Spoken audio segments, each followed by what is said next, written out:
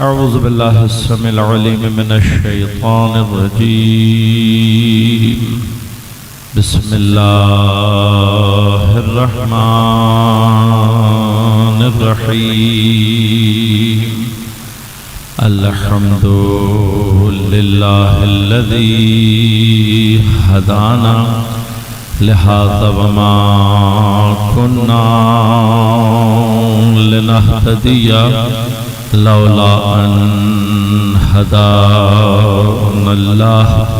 لقد جاءت رسل ربنا بالحق.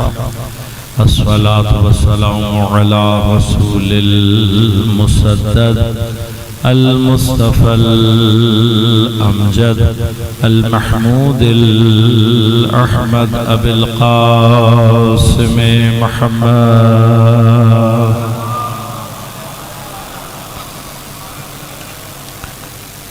والصلاة والسلام على أسد الله الغالب غالب على كل غالب علي بن أبي طالب.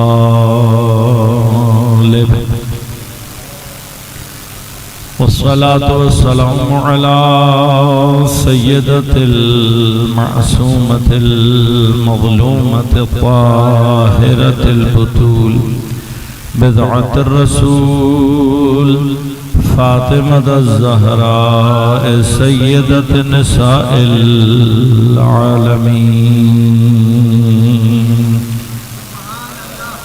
والصلاة والسلام على الحسن المجتبى والحسين المظلوم وأهل بيته الطيبين الطاهرين المعصومين المظلومين المنتجبين المنتخبين. لا سيما بقية الله في الأراضين روحي وأرواح العالمين لتراب مقدمه الفداء. ولعنة الله على أعدائهم أجمعين. أما بعد قال الله تعالى في كتابه الكريم. بسم الله الرحمن الرحيم. فاسألوا أهل الذكر إن كنتم لا تعلمون. صلوات.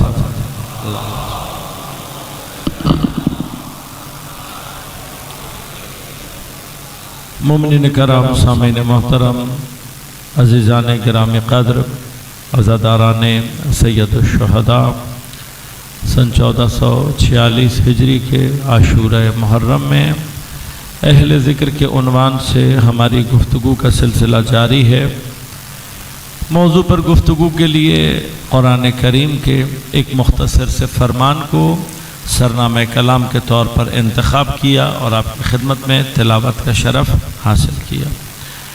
پروردگار عالم ارشاد فرما رہا ہے فَاسْأَلُوا أَهْلَ الذِّكْرِ إِن كُنتُمْ لَا تعلمون.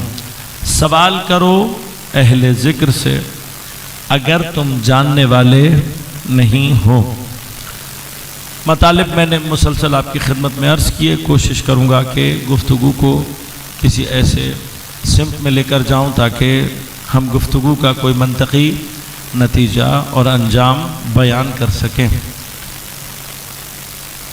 پروردگار عالم اس آیت میں ہمیں یہ حکم دے رہا ہے کہ ہم سوال کریں. علماء علم اصول ارشاد فرماتے ہیں کہ سوال یا طلب الشیء، طلب رہتی ہے لیکن سوال کرنے والے سائل اور جس سے سوال کیا جا رہا ہے مسئول، ان کے مابین نسبت کے اعتبار سے اپنی کیفیت کو تبدیل کر لیتا ہے. اگر سائل مانگنے والا، سوال کرنے والا، طلب کرنے والا اور جس سے طلب کیا جا رہا ہے یہ دونوں ہم رتبہ ہوں، دونوں برابر کے ہوں، تو سوال یا طلب سوال رہتا ہے لیکن التماس بن جاتا ہے۔ لیکن اگر یہ نسبتوں میں فرق آ جائے، یعنی سوال کرنے والا کم درجے کا ہو، ادنا ہو، اور جس سے سوال کیا جا رہا ہے مسئول وہ اعلیٰ درجے کا ہو،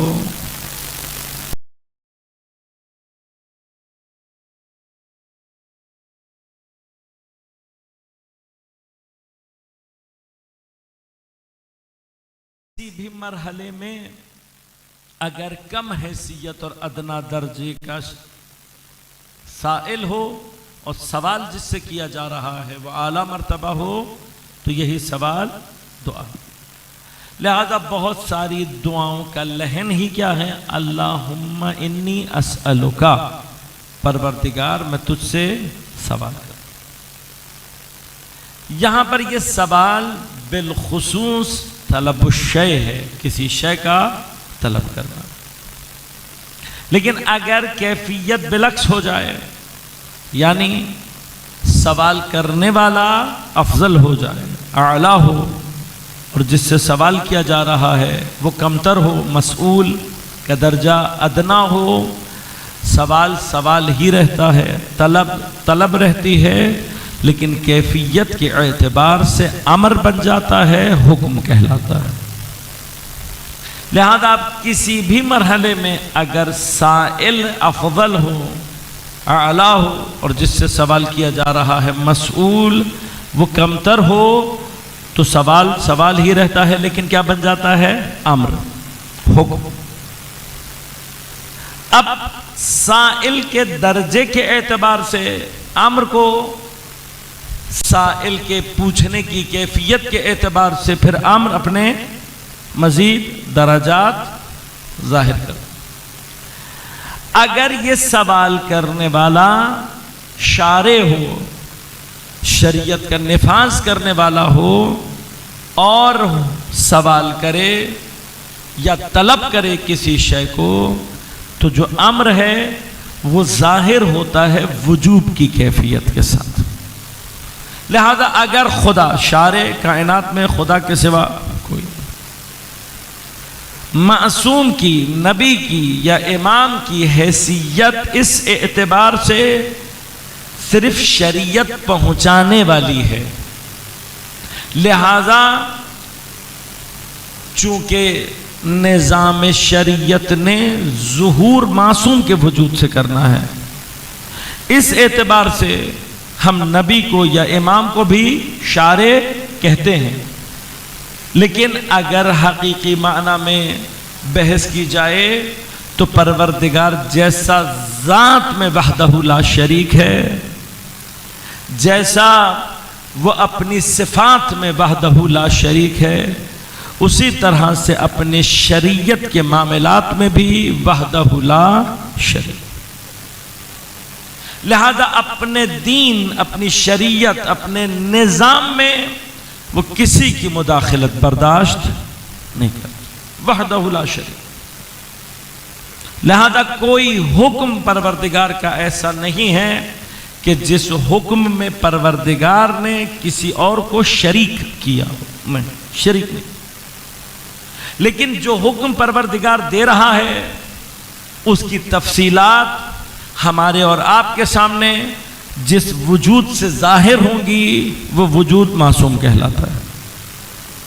لہذا اگر میرے اور آپ کے اور خدا کے درمیان میں معصوم نہ ہو، ہم کبھی بھی ان تفصیلات کو دریافت نہیں کر سکتے جو خدا کا مقصود ہے۔ مثلا اگر ہمیں کسی واسطے سے یہ پتہ لگ جائے کہ خدا کہہ رہا ہے نماز پڑھو، تو اب یہ نماز پڑھنی کیسے ہے، اس کے لیے ہم محتاج ہیں وجود معصوم کے۔ اب اس بات پر سارا عالم اسلام متفق ہے،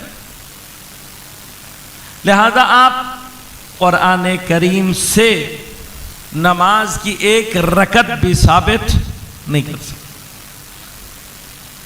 اصلاً رکعتیں ثابت نہیں کر سکتے، قرآن سے کہیں نہیں ثابت کر سکتے آپ کہ مثلا نماز کی ایگزیکٹ ٹائمنگز، تعداد، ہر نماز کی رکعتوں کی تعداد، رکعت کی کیفیت، ان میں سے کوئی ایک چیز بھی قرآن سے ثابت نہیں کی۔ اب اس اقیم الصلاۃ کی تفصیل جس وجود سے ظاہر ہونی ہے وہ وجود معصوم ہے، نماز عمود الدین ہے، نماز کے بغیر باقی سارا دین ریجیکٹڈ ہے۔ تو اب میں حیران ہوتا ہوں کہ کوئی اگر کسی بھی جگہ پر کھڑے ہو کر یہ نعرہ لگا کر یہ کہے حسبنا کتاب اللہ، ہمارے لیے اللہ کی کتاب کافی ہے، اور مسلمان یہ سب کچھ جاننے کے باوجود بھی اعتراض نہ کریں، تو یا قرآن سمجھ میں نہیں آیا ہے یا نبوت سمجھ میں نہیں آئی ہے، یعنی مسلمان اپنے شریعت کے تمام نظام میں وجود معصوم کے محتاج، لہذا اس اعتبار سے پروردگار حتی معصوم کو بھی کیا کہتا ہے، اگر تم نے اپنی مرضی سے کچھ بھی کیا، اپنی مرضی سے، اب یہاں پر مرضی سے مراد کیا ہے؟ یہاں پر مرضی سے مراد ذات اپنے لیے اپنی طرف، ورنہ خدا معصوم کو بنا کر اس قدر اطمینان رکھتا ہے کہ وما تشاءون الا ان یشاء اللہ، تم اس کے سوا کچھ چاہتے ہی نہیں ہو جو خدا نہ چاہے۔ چونکہ خدا کو معصوم کے اعتبار سے اس چیز پر اعتماد ہے، لہٰذا خدا کی مشیت معصوم کے وجود سے ظاہر ہوتی، اور ہمیں اس بات کا پوری طرح سے اطمینان، یعنی نبوت کو، عصمت کو اگر درک کرنا ہے تو مرحلہ یہی ہے کہ معصوم اس واسطے کا، اس کنیکٹر کا نام ہے کہ جو اپنی مرضی سے کوئی ایک بھی عمل انجام نہیں دیتا، کوئی عمل، چونکہ معصوم کوئی عمل اپنی مرضی سے انجام نہیں دیتا، لہٰذا اس کا قول بھی حجت ہو جاتا ہے، اس کا فعل بھی حجت ہو جاتا ہے، حتیٰ کسی مقام پر اگر وہ صرف خاموش رہے، اس کا خاموش رہنا بھی حجت ہو جاتا ہے، جسے اصطلاح میں کیا کہتے ہیں؟ تقریر معصوم۔ اب اس مرحلے میں خدا کہیں پر بھی کسی معصوم کو اس بات کی نہ اجازت دیتا ہے نہ معصوم یہ کرتا ہے، لہٰذا خدا کا کہیں پر بھی جب بھی کوئی امر آئے گا، اس امر کا ظہور ہے وجوب میں، اس وجوب سے مستحب کے لیے کہ ہم درجہ استحباب میں آئیں، ہمیں استحباب کو ثابت کرنے کے لیے قرینہ درکار ہے۔ یعنی کیا؟ اگر اللہ نے صرف یہ کہا یہ کام کرو، تو کیا میں پہلے ہی مرحلے میں یہ سمجھ سکتا ہوں کہ اللہ نے جو کہا ہے وہ مستحب مراد ہے؟ کہ نہیں؟ اگر اللہ نے کہا کرو تو پہلے میں نے کیا سمجھنا ہے؟ واجب۔ اگر اللہ کی مراد مستحب ہوگا تو پھر اللہ قرینہ بیان کرے گا، اب وہ قرینہ عقل کا ہو، لفظ کا ہو، حالات کا ہو، وہ ایک الگ بحث ہے، لیکن اگر قرینہ نہ ہو اور خدا کا کوئی حکم آ جائے تو اس کا معنی کیا ہے کہ اس کام کا کرنا ہمارے اوپر واجب ہے۔ اب یہ جو وجوب ہے، خود اس وجوب کے بھی اپنے درجات ہیں، لہذا ہر واجب اپنے اس کیفیت کے ساتھ اپنے معنی کو پیدا کرتا ہے۔ اگر اس واجب میں قرینہ بالعکس آ جائے، یعنی کیا؟ کوئی ایسا قرینہ ہو جو استحباب کو منع کر رہا ہو، تو واجب عینی اور اس کا وجوب صریح ہے۔ لہذا اب اللہ تبارک و تعالی کسی بھی طریقے سے امر کرے، مانگ لے کوئی چیز، وہ ہمارے اوپر کیا ہو جائے گی؟ واجب۔ لیکن اب مرحلے کیا ہیں؟ ایک جگہ خدا امر کرے گا. امر کرنے کا معنی کیا ہوگا کہ صیغہ امر یا لفظ امر کو استعمال کرے گا، واجب ہو جائے گی چیز. لیکن کہیں پر خدا امر کا صیغہ استعمال نہ کرے بلکہ خود لفظ سوال استعمال کرے اور یہ کہے کہ میں تمہیں، ایک جگہ کیا میں تمہیں حکم دیتا ہوں، ایک جگہ کہے میں تم سے کہوں یہ کرو، لیکن ایک جگہ کیا ہو رہا ہے، خدا کیا کہہ رہا ہے، میں تم سے اس چیز کا سوال کرتا ہوں، میں تم سے یہ چیز مانگتا ہوں. اب خدا جس حیثیت میں ہے اس کا امر اگر وجوب کی کیفیت لا رہا ہے، لیکن کسی مقام پر اگر خدا یہ کہے کہ میں تم سے یہ مانگ رہا ہوں، جو آمر مطلق ہے، یعنی اس کو سوال کرنے کی ضرورت نہیں ہے، وہ امر کرنے والا ہے. حتیٰ بعض مقامات پر علماء فرماتے ہیں کہ اگر کوئی مقام امر کی بو بھی دے دے تب بھی وجوب ثابت ہے. لہٰذا مثلا بو سے کیا مراد ہے، حج کے وجوب کی جو آیت ہے اس میں اللہ تعالیٰ نے یہ نہیں کہا حج کرو، امر کا صیغہ، میں تمہیں امر کرتا ہوں یا حکم دیتا ہوں حج کرو، نہیں. کیا کہا، لِلَّهِ عَلَى النَّاسِ حِجُّ الْبَيْتِ، اللہ کی خاطر لوگوں کی گردن پر ہے، لوگوں کی ذمہ داری ہے کہ حج کریں. امر کا نہ صیغہ استعمال کیا نہ لفظ استعمال کیا، لیکن یہ جو کہا علی الناس، لوگوں کی ذمہ داری ہے، یہ چونکہ بوئے حکم دے رہی ہے، کہا یہاں پر وجوب ثابت. لیکن اگر کہیں پروردگار اپنی اس کیفیت امر کے جو مطلق امر ہے، جہاں وہ اختیار حکم رکھتا ہے، حکم نہ کرے بلکہ کیا کہے، میں تم سے مانگ رہا ہوں. میں تھوڑی سی سچویشن کو آسان کر دوں بچوں کے لیے، ہمارے ہاں گھروں میں بھی پیش آ جاتی ہے بات. باپ کی حیثیت گھر میں امر کرنے والے کی ہے، عام طور پر پانی لاؤ، فلاں کام کرو، یہاں جاؤ وہاں جاؤ، یہ کامن ہے، یہ سارے کے سارے حکم. لیکن ایک مرتبہ باپ بیٹے کو بلا کر یہ کہے میں تم سے یہ چیز مانگ رہا ہوں، میں تم سے اس بات کا سوال کر رہا ہوں، تو عام طور پر بھی کیا ہوتا ہے، یہ سینٹیمنٹس کا مسئلہ نہیں ہے. ہاں ہمارے بچے باہر نکل کے کہتے ہیں ابا آج زیادہ، مسئلہ یہاں پر سینٹیمنٹس کا نہیں ہے. مسئلہ کیا ہے کہ باپ اس کیفیت امر کے باوجود جب آپ سے سوال کر رہا ہے تو اس کا معنی جو چیز مانگ رہا ہے وہ اس کے نزدیک بہت اہم ہے. اتنی بہت ساری محنت کی ہے تاکہ آپ کو سوال کے مرحلے میں ایک مقام سمجھا سکوں. ہر چیز کا پروردگار نے حکم دیا یا امر کا صیغہ استعمال کیا یا امر کیا یا کم از کم بوئے امر پائی جاتی ہے، لیکن ایک چیز ایسی ہے جس میں خدا مانگ رہا ہے، اور پھر مانگنے کا طریقہ بھی ایسا ہے کہ نہ صرف خود مانگ رہا ہے بلکہ اس سوال کرنے میں اپنے ساتھ نبی کو بھی. لہذا فرمایا قل، اے حبیب کہو ان سے. اب یہ قل کا معنی کیا ہے کہ جو جملہ پیغمبر کہنے جا رہے ہیں خدا بھی یہی چاہتا ہے. قل اے حبیب تم کہو، کیا کہو، لا اسألکم علیہ اجرا الا المودۃ، میں تم سے اس کا کوئی اجر نہیں مانگتا. کون کہہ رہا ہے؟ پیغمبر. کس کے کہنے پر کہہ رہے ہیں؟ خدا.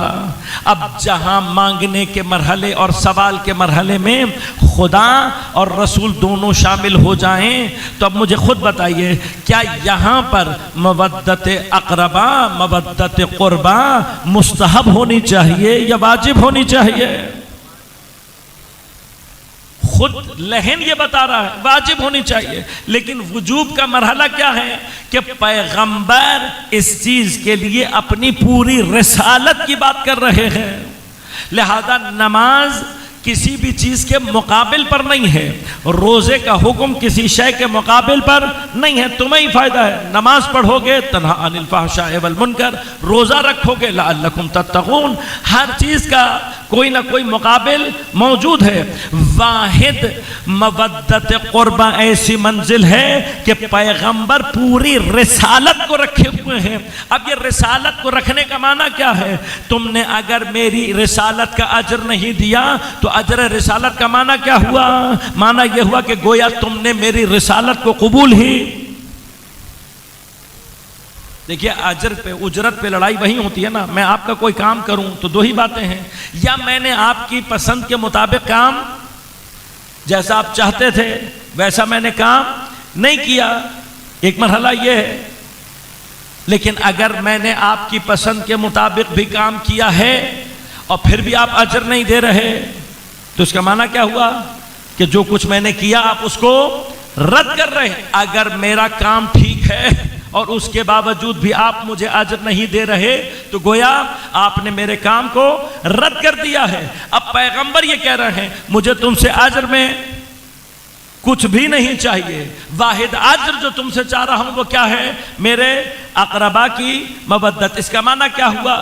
مودت اقرباء پیغمبر اجر رسالت ہے۔ اب ہم نے دیکھنا یہ ہے نماز بعد میں قبول ہوگی، روزہ بعد میں قبول ہوگا، حج بعد میں قبول ہوگا، پہلے تو یہ مرحلہ ہے کہ آیا ہم نے پیغمبر کی رسالت کو قبول کیا ہے؟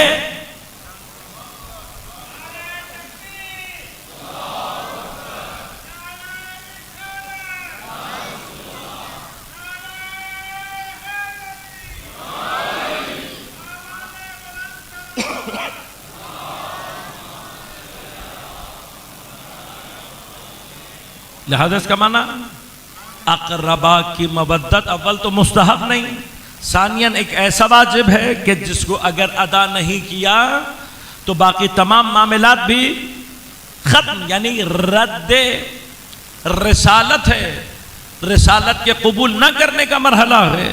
اب اگر یہ کیفیت سامنے آ جائے تو پھر اب آخری فیصلہ صرف یہ کرنا ہے کہ میں اس اقربا کی مودت کو فروعات دین میں شامل رکھوں یا یہ اصول دین کا حصہ ہے۔ تو قانون ہمارے پاس بہت آسان سا ہے، فروع کا قانون یہ ہے کہ اگر کوئی واجب فروعات دین میں ہو تو اس کا قضا ہو جانا، اس کا ادا نہ کرنا باقی کسی بھی چیز پر اثر انداز نہیں ہوتا۔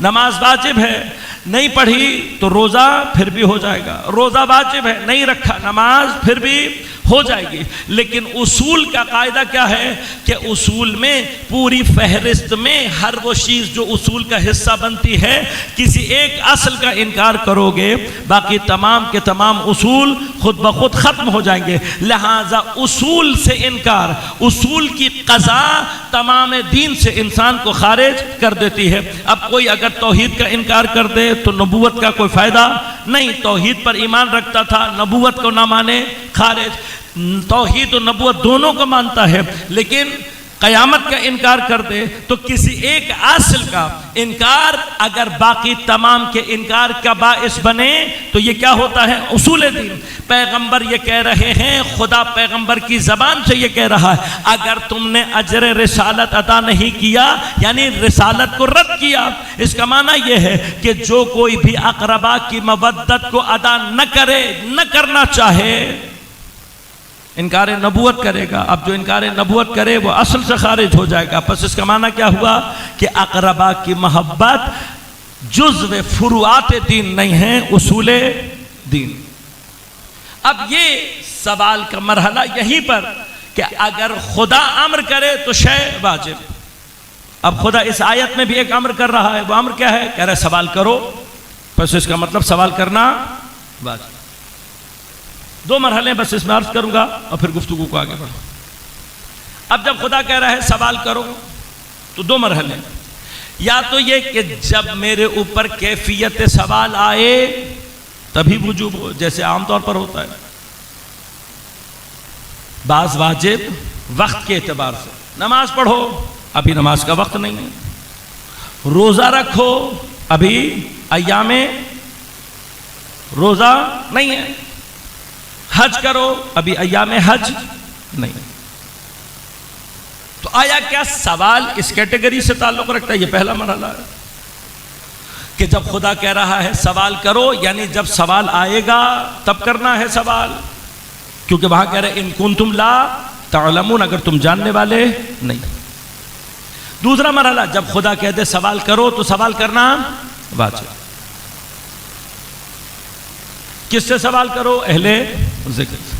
اب اگر اللہ کہہ رہا ہے سوال کرو اہل ذکر سے، اور ہم اہل ذکر سے سوال کریں اور اہل ذکر جواب دیں، اور ہم جواب لینے کے بعد کہیں بس ٹھیک دے دیا جواب، خدا حافظ، عمل کرنا ضروری ہے. خدا کہہ رہے ہیں تم پر واجب ہے، میں لفظ کو تبدیل کر رہا ہوں، تم پر واجب ہے کہ اہل ذکر سے سوال کرو. ہم نے جا کر سوال کیا، انہوں نے جواب دیا، تو کیا قصہ ختم؟ نہیں. عقل کا تقاضا کیا ہے؟ اس پر حتی علماء اہل سنت نے بحث کی، اور ایک بہت ہی معروف مفسر قرآن اور عالم آلوسی نے اپنی تفسیر میں اسی آیت پر بحث کی، اور یہ بحث شامل ہے کہ آیا یہ جو اہل ذکر سے اللہ سوال کا حکم دے رہا ہے پس ان سے سوال کرنا واجب ہے، تو کیا جواب پر عمل کرنا بھی واجب ہے یا نہیں؟ کہ اگر جواب پر عمل کرنا واجب نہ ہو تو سوال کا حکم لغو ہو جاتا ہے، بیکار ہے نا.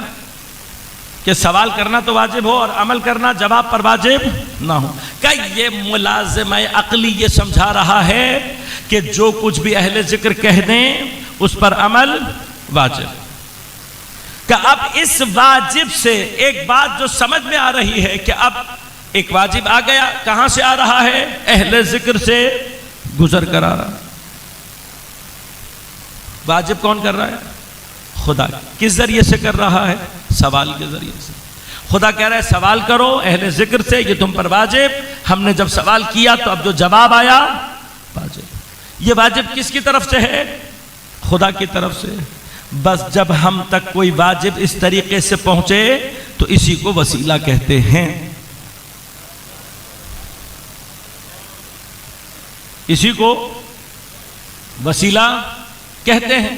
اسی کو اللہ تعالیٰ فرما رہا ہے وَابْتَغُوا إِلَيْهِ الْوَسِيلَةَ، اللہ کی طرف وسیلہ اختیار کرو. اب اگر یہ اہل ذکر درمیان میں نہ ہوتا جس سے سوال کا اللہ تعالیٰ نے حکم دیا ہے تو یہ واجب مجھ تک پہنچتا نہیں پہنچتا. تو یہ واجب مجھ تک کس کے ذریعے سے پہنچا؟ اہل ذکر کے ذریعے سے پہنچا.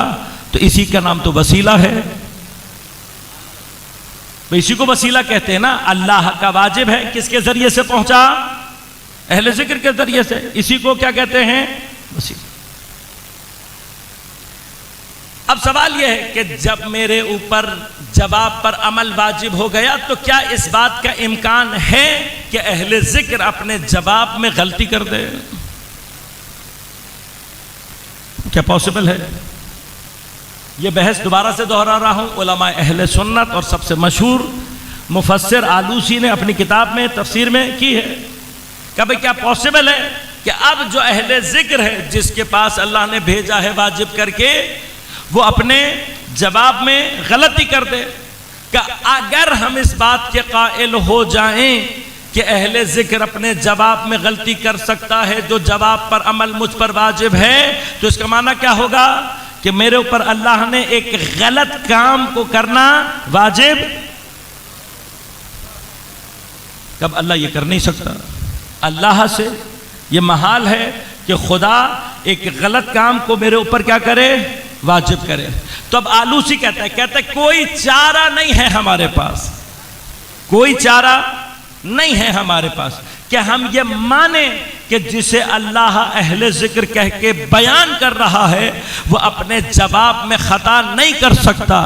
تو جو جواب میں خطا نہ کرے اسی کو معصوم کہتے ہیں.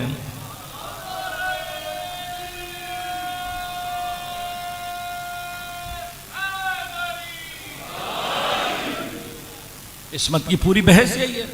تعجب اس بات پر ہوتا ہے کہ عقل آپ کو یہاں تک لے آئے اور اس کے باوجود بھی آپ معصوم کے دروازے تک نہ پہنچیں. کتابوں میں موجود ہے، ابحاث موجود ہے. یہاں تک پہنچنے کے بعد بھی کسی کو اگر عصمت اہل بیت سمجھ میں نہ آئے تو پھر بحث نہیں کی جا سکتی. اب مرحلہ عزیزو یہ کہ خدا نے جو ہم پر واجب کیا ہے اہل ذکر سے سوال کرنا، ان کنتم لا تعلمون کہہ کر، تو کیا یہ تعلق صرف علمی تعلق ہے کہ میرے ذہن میں کوئی علمی کویسچن آئے گا تو جا کر میں سوال کروں، یا نہیں؟ ان کنتم لا تعلمون میری حقیقت وجود پر ناظر ہے، کہ جس پر میں بحث آپ کی خدمت میں پہلے کر چکا ہوں کہ ہماری حقیقت وجود کیا ہے؟ واللہ اخرجکم من بطون امہاتکم لا تعلمون شیئا، اللہ تمہیں تمہاری ماؤں کے پیٹ سے اس عالم میں نکالتا ہے کہ تمہیں کچھ بھی، تو اللہ تعالیٰ بنیادی طور پہ لا تعلمون جو کہہ رہا ہے وہ کیا ہے؟ ہماری حقیقت وجودی۔ بس ہم اس اعتبار سے لا علمی لا محدود رکھتے ہیں، اور اس لامحدود لا علمی کے لیے اس کو ختم کرنے کا واحد راستہ کیا ہے؟ کہ ہم اپنے آپ کو کسی ایسی سورس سے متصل کریں کہ جو لامحدود علم رکھتا ہو۔ وہ سورس کہ جس سے یہ لامحدود علم آنا ہے، اس سورس کا نام کیا ہے؟ اہل ذکر۔ لہذا اب یہ جو لامحدود علم کا سورس ہے جسے اللہ اہل ذکر کہہ رہا ہے، آیا ہمارے پاس تاریخ میں کوئی ایک مقام ایسا ہے کہ جہاں پر ہمیں یہ پتہ لگا ہو کہ علم کا سینٹر، علم کا مرکز، علم کا سورس کون ہے، تاکہ ہم اگر اہل ذکر کو بیان کرنا چاہیں یا سمجھنا چاہیں تو ہم صرف وہاں جائیں؟ تو پوری کائنات میں علم کے سورس کو بیان کرنے کے لیے نبی نے فرمایا انا مدینۃ العلم فعلی بابھا، میں علم کا شہر ہوں، علی اس کا دروازہ۔ اور پھر سورس کے بعد سورس کون ہے؟ یہ جو دروازے سے نسبت دی، ساتھ ساتھ کیا فرمایا؟ من اراد المدینہ، جو بھی مجھ مدینے تک آنا چاہتا ہے، جو بھی مجھ سورس تک آنا چاہتا ہے، فلیات من بابھا، اسے چاہیے کہ دروازے سے آئے۔ یہ جو دروازے کو یہ کہہ کر بیان کیا، پھر یہ کہا یاتھا من بابھا، جو بھی مجھ سورس تک آنا چاہتا ہے اسے چاہیے کہ کہاں سے آئے؟ دروازے سے آئے۔ یعنی کیا؟ یہ روایت خود یہ بتا رہی ہے کہ پیغمبر کے بعد اس الٹیمیٹ سورس کا کوئی اور راستہ اگر ہے تو وہ ذات گرامی حضرت امیر المؤمنین علی ابن ابی طالب علیہ السلام۔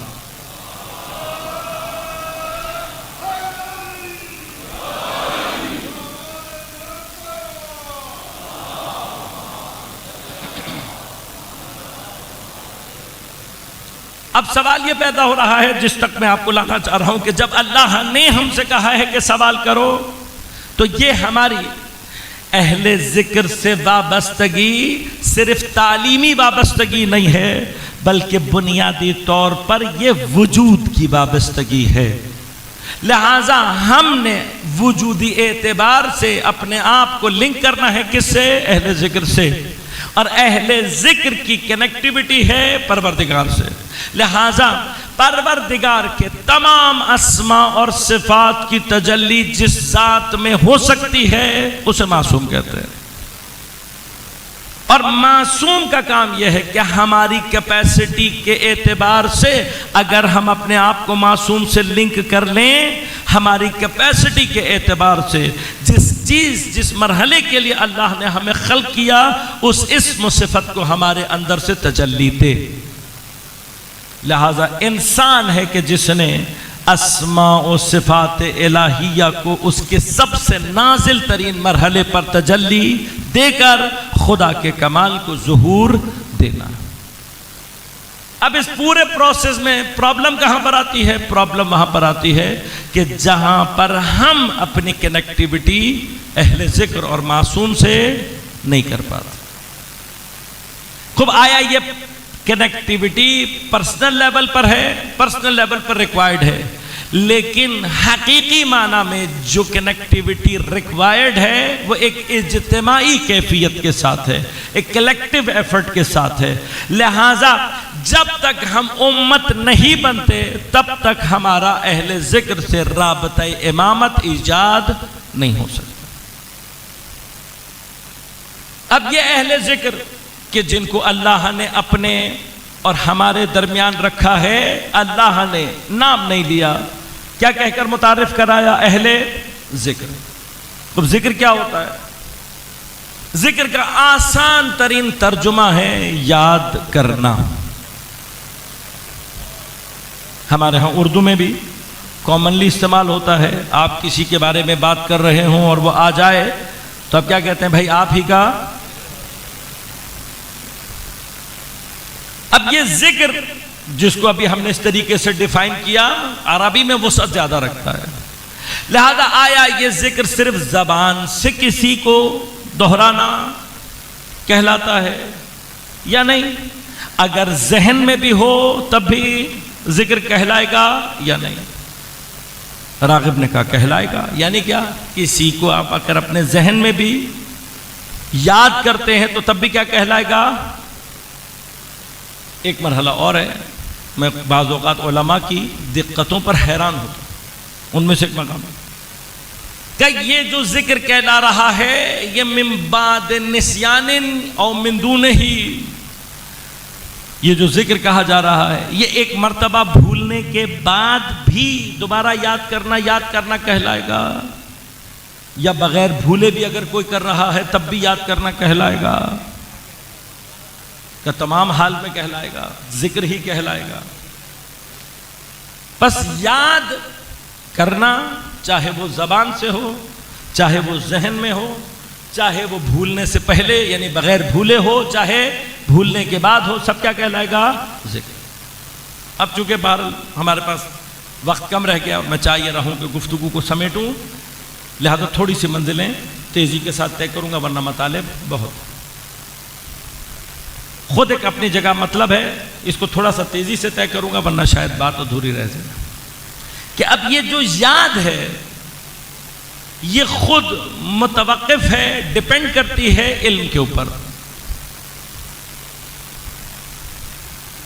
اگر آپ کسی چیز کو جانتے ہی نہیں ہیں اسے یاد کر سکتے ہیں؟ نہیں۔ جب تک آپ کے علم میں نہیں پائی جائے گی تب تک یاد کے مرحلے میں داخل، مثلا جس آدمی کو آپ جانتے ہی نہیں ہیں اسے یاد کر سکتے ہیں؟ نہیں یاد۔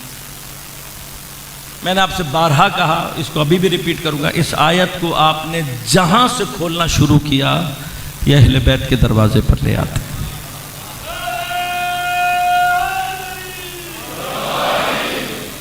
لہذا اب ہم اسی مرحلے پہ صرف 1 منٹ روکوں گا اور پھر آگے بڑھ جاؤں گا۔ ذکر پس اس کا مطلب ڈیپینڈ کرتا ہے کس کے اوپر؟ علم کے اوپر۔ آپ جانتے ہوں گے تو یاد کریں گے، جتنا اچھا جانتے ہوں گے اتنا اچھا یاد کریں گے۔ بس اس کا مطلب کیا ہوا کہ خود اگر اللہ کہہ رہا ہے اہل ذکر، ابھی میں نے ذکر کے کوئی اور معنی نہیں کیے ہیں، ذکر سے مراد کچھ بھی ہو سکتا ہے، میں ابھی کسی چیز کی بات نہیں کر رہا، anything it could be, لیکن یہ جو کچھ بھی ہے، یہ جو بھی یاد کہلائے گی، یہ یاد کس کے اوپر متوقف ہوگی؟ علم کے اوپر ہوگی، اور علم جتنا اچھا ہوگا یاد اتنی اچھی ہوگی۔ بس آٹومیٹیکلی ذکر کا معنی کیا ہے؟ جاننا، جو جانتا ہوگا وہی۔ اب ہمیں اللہ تعالیٰ کیا کہہ رہا ہے؟ ان کنتم لا تعلمون، تم اگر جاننے والے نہیں ہو۔ میں نے بھی آپ کی خدمت میں عرض کیا ہماری حقیقت وجودیہ کیا ہے؟ لا تعلمون شیئا، ہم تو ویسے ہی کچھ نہیں جانتے۔ تو جو نہیں جانتا کیا وہ اہل ذکر میں سے ہو سکتا ہے؟ نہیں ہو سکتا۔ تو اب اہل ذکر میں سے کون ہوگا؟ وہ جس کو اللہ کہہ رہا ہے یعلمون۔ دیکھیں میں آیات چونکہ پیچھے بیان کر چکا ہوں، اس لیے توقع یہ کر رہا ہوں کہ وہ آیات اور مطالب آپ کے ذہن میں ہوں گے، ورنہ میرے لیے تھوڑا سا چیزوں کو ریپیٹ کرنا ڈیوٹی میں شامل ہو جائے گا، مشکل نہیں ہوتا، صرف سپیڈ سلو ہو جاتی ہے۔ خدمت میں عرض کیا تھا کہ خدا آیت میں ارشاد فرما رہا ہے هل يستوي الذين يعلمون والذين لا يعلمون۔ عرض کیا تھا کہ خدا کہہ رہا ہے کہ آیا کیا جاننے والے اور نہ جاننے والے کبھی برابر ہو سکتے ہیں؟ نہیں ہو سکتے۔ اب لا یعلمون تو پتہ ہے کہ ہم ہیں، لیکن اگر کوئی جاننے والا ہو ہی نہیں تو آیت معنی پیدا نہیں کرتی۔ تو آیت بتا رہی ہے کوئی تو ہے جو جاننے والا ہے، اب بڑی آسان سی بات ہے کہ جو جاننے والا ہی ہوگا وہی اہل ذکر ہوگا. اور ابھی آپ کی خدمت میں عرض کیا ہے کہ جاننے والا کون ہے؟ کہ جو سورس آف علم ہے محمد و آل محمد علیہ السلام.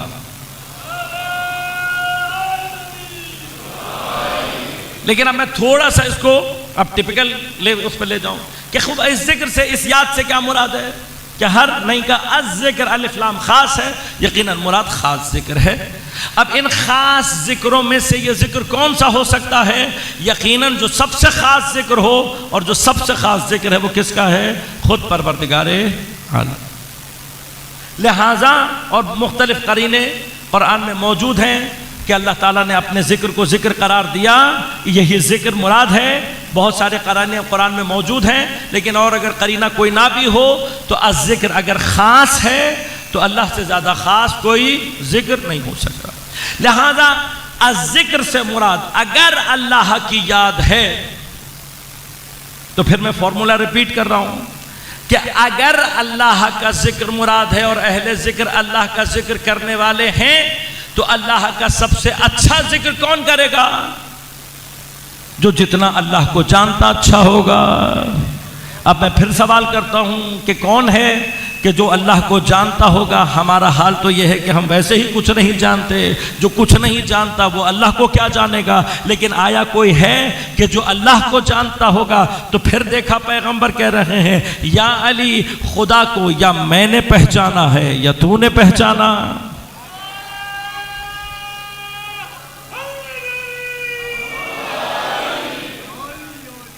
واقعاً عجیب آیت ہے،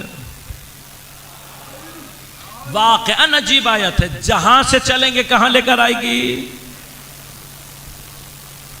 لہذا اب اللہ کو یاد کرنے کے لیے ضروری ہے کہ اللہ کو جانا جائے. وہ اللہ کو جاننے کا بھی کوئی لیول ہوگا یا نہیں ہوگا؟ یقیناً.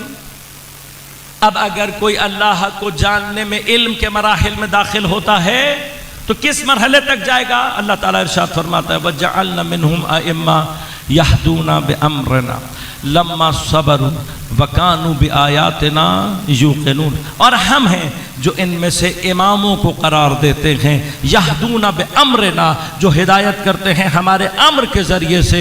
کیوں؟ لَمَّا صَبَرُوا، چنانچہ انہوں نے صبر کیا. وَكَانُوا بِآيَاتِنَا يُوقِنُونَ، اور یہ وہ ہیں جو ہماری آیات پر یقین رکھنے والے ہیں. خوب اس کا مطلب کیا ہے؟ علم کے جو مرحلہ یقین پر ہوگا وہی سب سے بہتر علم رکھتا ہے.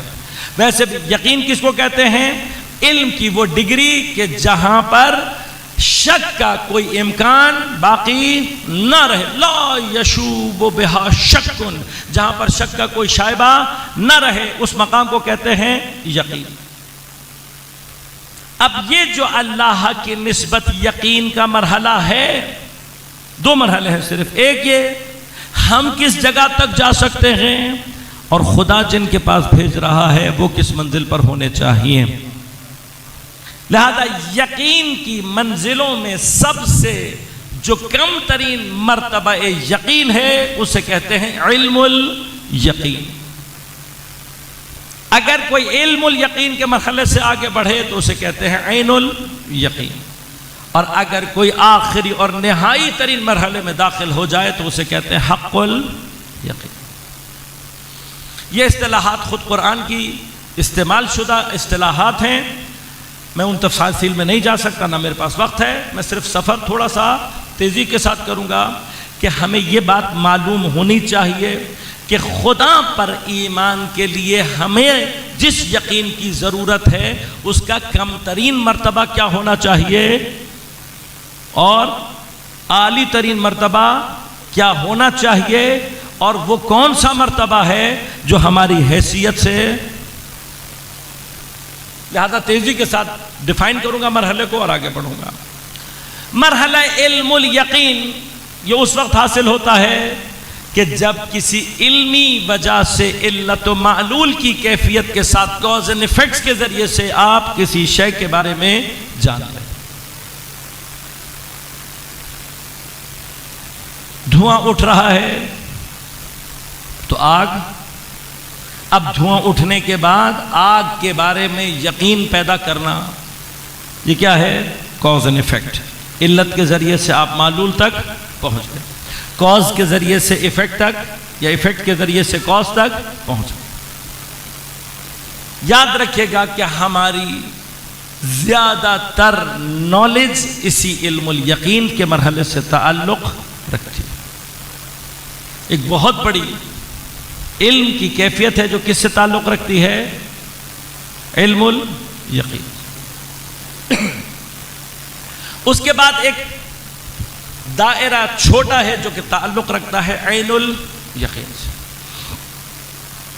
عین الیقین سے کیا مراد ہے؟ پہلے مثال دے دیتا ہوں پھر بات کو آگے. ابھی تک آپ نے دھواں دیکھ کر آگ کا یقین پیدا کیا تھا، اور آپ چلتے چلتے چلے گئے اور آپ نے دیکھا آگ لگی. یہ کیا کہلاتا ہے؟ عین الیقین.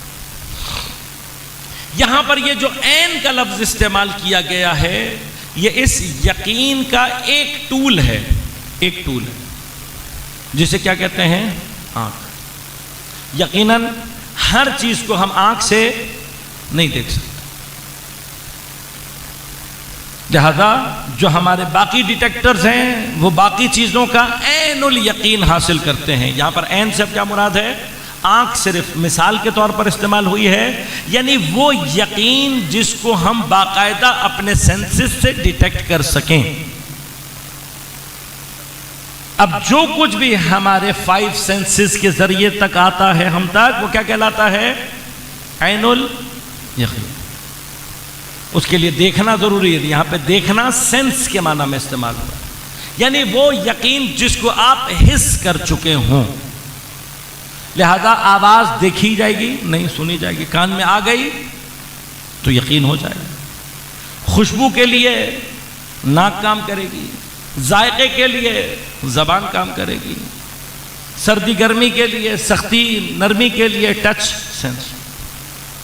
اب جس بھی چیز کو آپ ان چیزوں کے ذریعے سے ڈیٹیکٹ کر لیں گے، یہ مرحلہ کیا کہلائے گا؟ عین الیقین. اس سے اوپر کا مرحلہ کیا ہے؟ اس سے اوپر کا مرحلہ ہے جو کہلاتا ہے حق الیقین. حق الیقین کیا ہے؟ میں مثال دے رہا ہوں، لیکن مثال فعلاً اس کیفیت سے صرف تقارب کے لیے ہے، صرف نزدیک کرنے کے لیے، ورنہ ایگزیکٹلی مثال نہیں ہے. وہ مرحلہ یہ ہے کہ ابھی تک جو آپ نے آگ لگی ہوئی دیکھی تھی، خدا نخواستہ آپ کا ہاتھ یا پاؤں اس آگ میں چلا گیا. گرچہ یہ جو ہم مثال دے رہے ہیں، ہم مجبور ہیں یہاں پہ تھوڑا سا، وہ مجبور یوں ہیں کہ یہاں پر بھی بالآخر آپ کی ایک سینس ہی ہے جو آگ کی ایک کیفیت کو درک کر رہی ہے. لیکن آپ کے وجود کے اندر اس آگ کے جلنے کے بعد آگ سے متعلق جو یقین کا مرحلہ ہوگا، وہ یقیناً دیکھنے کے مرحلے سے. لہذا ایک مرحلہ دیکھنا اور ایک مرحلہ کیا ہے؟ اس شے کے آثار کو قبول کر لینا، اثر کو قبول کر لینا اس شے کے. یہ مرحلہ کہلاتا ہے حق الیقین. اب سوال سب سے پہلا پیدا یہ ہوتا ہے کہ ہمارا خدا سے متعلق جو ہم سے مانگا گیا ہے وہ مرحلہ کیا ہے؟ جو مرحلہ ہم سے مانگا گیا ہے خدا کی نسبت، وہ مرحلہ علم الیقین کا مرحلہ ہے. اس کی وجہ کیا ہے؟ اس کی ایک وجہ یہ ہے کہ خدا اس بات سے بہت بلند ہے کہ اسے حس کیا جا سکے. اب یہاں پر آبھاس بہت ساری ہیں، میں جاؤں گا تو باہر بہت دور تک چلی جائے گی بات، لیکن اشارہ کرتا چلو. بہت کچھ وہ ہے کہ جسے ہم ڈیٹیکٹ کرتے ہیں اپنی حس کے ذریعے سے. حس سے ڈیٹیکٹ کرنے کے بعد اگلا مرحلہ وہ ہوتا ہے جسے ہماری عقل ڈیٹیکٹ کرتی ہے. عقل جو چیز ڈیٹیکٹ کرتی ہے وہ حس کبھی بھی ڈیٹیکٹ نہیں کر سکتی. اب میں مثال دوں گا. صرف گھر جا کے سوچ لیجئے گا اگر بات یہاں سمجھ میں نہ آئے. ہماری آنکھ صرف 4 چیزیں دیکھتی ہے.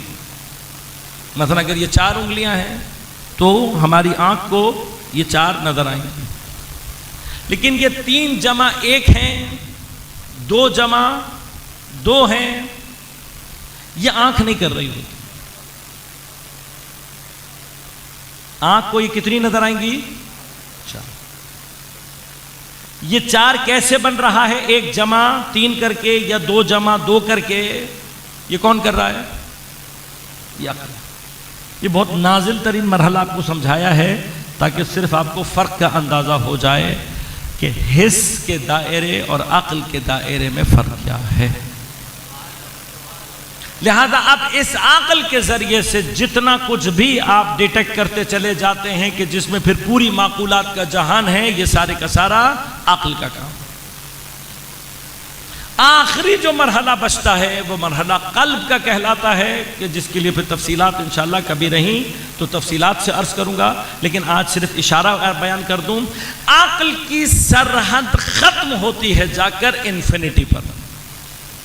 یعنی جہاں کہیں پر بھی انفینٹی آ جائے گی یا انفینٹی کی طرف موو ہو رہی ہوگی، وہاں پر آپ کی عقل ہتھیار ڈال دے گی، کیونکہ عقل انفینٹی کو کبھی بھی درک نہیں کر سکتی. واحد چیز جو کہ انفینٹی کو درک یعنی صرف اس کو محسوس کرتی ہے کہ انفینٹی ہونی چاہیے. لہذا غور کیجئے گا، عقل درک نہیں کر سکتی پھر بھی کہتی ہے کہ ہونی چاہیے. تبھی آپ اپنی مختلف چیزوں کے اندر انفینٹی کو، میتھمیٹکس کے سیٹ میں انفینٹی، یہ آپ کا بنانا بتا رہا ہے کہ آپ کی عقل یہ تو کہتی ہے کہ ہوتی ہے، چاہے اس کو سمجھ میں نہ. تو اب یہ عقل کو کون بتا رہا ہے کہ ہونی چاہیے؟ وہ چیز جو اس انفینٹی کو درک کرتی ہے وہ کہلاتا ہے قلب. لیکن قلب بھی صرف کیا کر سکتا ہے؟ ڈیٹیکٹ کر سکتا ہے. اس سے زیادہ ایک ہے ڈیٹیکٹ، ایک ہے احاطہ کرنا. یہ دو الگ الگ چیزیں. ہم یہ نہیں کہہ رہے کہ قلب احاطہ کرتا ہے، نہیں. انفینٹی جس کا احاطہ ہو جائے وہ انفینٹی ہوتی ہی نہیں. اب یہ بالکل ایسے ڈیٹیکشن کی مثال کیا ہے؟ جیسے میٹل ڈیٹیکٹر ہے، دروازہ لگا ہوا ہے، اگر آپ کے لباس میں کہیں پر بھی کوئی میٹل کی چیز ہوگی اور آپ اس سے گزریں گے وہ بیپ بتا دے گا. اب بیپ بچا کر وہ صرف یہ بتائے گا کہ آپ کے پاس میٹل ہے.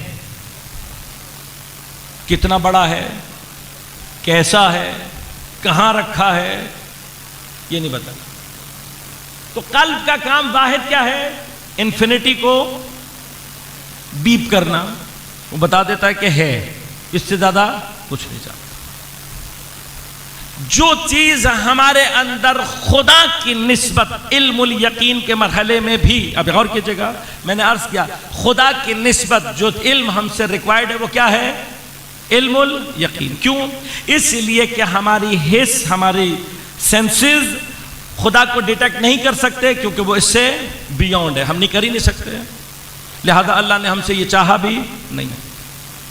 دوسرے مرحلے میں کیا کہا؟ علم الیقین. کیوں؟ عقل صرف یہ کر سکتی ہے کہ ایفیکٹس کو دیکھ کر کاز تک پہنچ جائے، علت کو دیکھ کر معلول تک پہنچ جائے.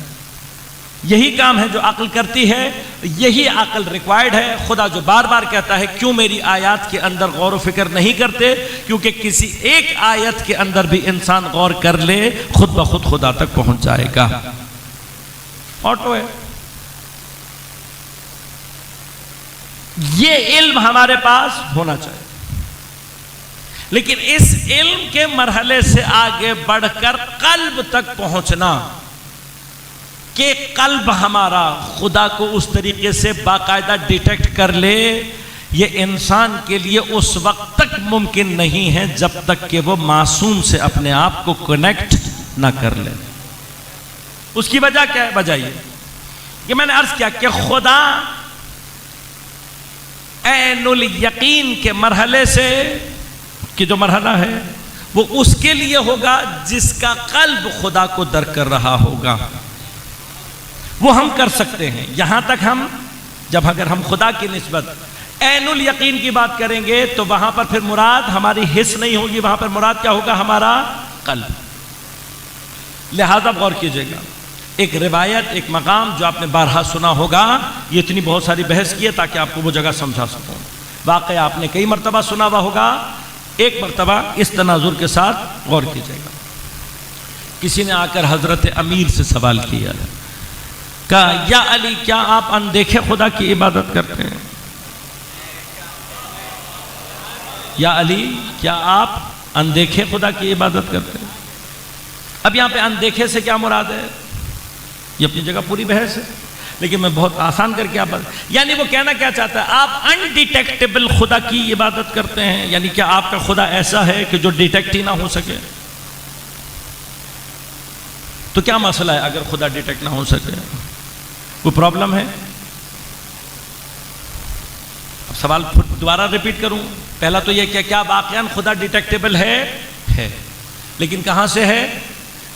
نہ آنکھوں سے، یعنی نہ سینسز سے، نہ عقل سے، صرف قلب سے۔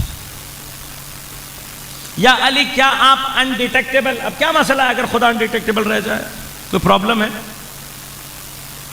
آنکھوں سے تو نظر آنا نہیں ہے، عقل میں بھی نہیں آنا، تو قلب میں بھی نہ آئے، کیا مسئلہ ہے؟ نہ ہو ڈیٹیکٹ، کیا خدا کا ڈیٹیکٹ ہونا ضروری ہے؟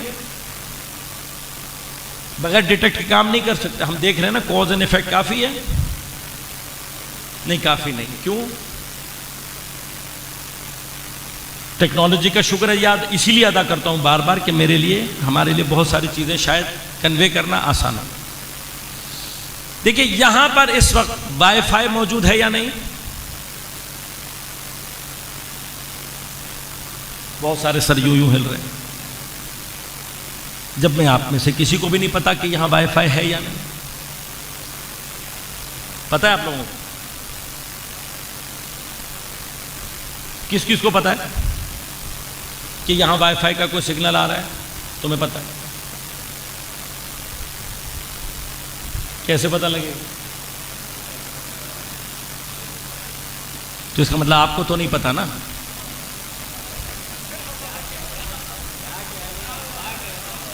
یہی پوچھ رہا ہوں نا، آپ کو نہیں پتا،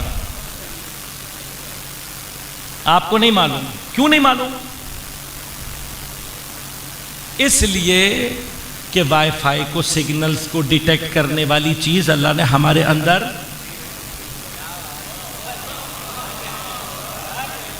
اور ابھی تک وہ ٹیکنالوجی فیل نہیں آئی ہے کہ آپ کوئی چپ لگوا لیں تو آپ کو بھی پتہ لگنے لگے گا۔ ہمارے اندر وائی فائی کا ڈیٹیکٹر نہیں لگا ہوا، بس ہم کبھی بھی وائی فائی کو، ان ویوز کو، ان چیزوں کو ڈیٹیکٹ نہیں کر سکتے۔ تو جن کی اوقات یہ ہے اپنی بنائی ہوئی چیز کو ڈیٹیکٹ نہیں کر سکتے، وہ خدا کو،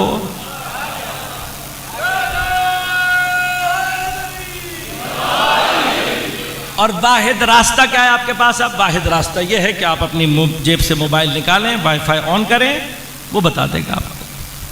یہ واحد راستہ ہے آپ کے پاس۔ اور اگر خدا نہ خواستہ آپ کے موبائل میں کوئی ایرر آ رہا ہو کہ جس کی وجہ سے ایسا لگے کہ وائی فائی آ رہا ہے لیکن وائی فائی نہ آ رہا ہو، تو آپ کو یہ بات سمجھنے میں کتنی دیر لگے گی؟ کیونکہ آپ کو یقین ہے، یہ جو شو کر رہا ہے آپ کو پورا یقین ہے کہ بھائی یہ وائی فائی آ رہا ہے، لیکن یہ کہ یہ ایرر دے رہا ہے جبکہ یہاں کوئی وائی فائی نہیں ہے۔ اب اگر فرض کریں میں اسی مسئلے کے ساتھ کوئی بہت ایمرجنسی سچویشن جوڑ دوں، کوئی بہت ایمرجنسی سچویشن، فرض کریں کہ آپ کا کوئی کروڑوں روپے کا بینک کا اکاؤنٹ ہیک ہو گیا ہے اور آپ سے کہا جا رہا ہے بھائی فوراً جلدی ای میل بھیجو ورنہ گیا سب۔ لگتا ہے کروڑوں والا ایک بھی نہیں ہے یہاں پہ، مجھے کوئی اور مثال سوچنی پڑے گی۔ نوجوان زیادہ نظر آ رہے ہیں، ان کے حساب سے دیتا ہوں کہ تم نے وہ جو مثلاً امریکہ میں فلاں بینک کے لیے یا فلاں جاب کے لیے اپلائی کیا تھا، اس کا جواب آ گیا ہے، اگر تم نے 2 منٹ کے اندر رپلائی نہیں کیا تو اب کچھ سمجھ میں آ رہا ہے۔ اے کاش میں نے اپنے جوانوں کے لیے ایسی ہی محبت اپنے زمانے کے امام کی نسبت پیدا کی ہوتی، میرا قصور ہے۔ یہ ہمارا قصور کہ ہم اپنے نوجوانوں کے دل میں یہ تڑپ اپنے زمانے کے امام کی نسبت نہیں پیدا کرتے، یہ ہمارا قصور۔ ورنہ اس وقت انٹرنیٹ کی طلب جس طرح سے آپ کو بغیر وائی فائی کے جینے نہیں دیتی، اگر واقعاً اپنے زمانے کی طلب پیدا ہو جائے تو 1 منٹ زمانے کے امام کے بغیر گزارنا مشکل ہو جاتا۔ اور اگر میرے اندر یہ طلب پیدا نہیں ہو رہی تو مجھے علاج کی ضرورت ہے، علاج کی ضرورت ہے۔ میں نے اس دن بھی مثال دی تھی، پانی پیاس لگنا بند ہو جائے، ڈاکٹر صاحب بیٹھے میں ہیں، پیاس لگنا بند ہو جائے کیا ہوگا؟ مر جائیں گے، پتہ بھی نہیں لگے گا، مر جائیں گے پتہ بھی۔ کیوں؟ ڈی ہائیڈریشن ہوتی ہے۔ اگر پیاس نہ لگے، ڈی ہائیڈریشن ہو رہی ہے، آپ کو پیاس نہیں لگے گی، کچھ دیر میں بے ہوش ہو جائیں گے اور پھر فوت ہو جائیں گے۔ لہذا اگر خدا نخواستہ کسی کو یہ بیماری لگ جائے تو اسے کیا چاہیے؟ فوراً علاج کرائے۔ اور اگر امام کی طلب وجود میں نہیں ہے تو ایمان کب مر جائے گا پتہ بھی نہیں چلے گا۔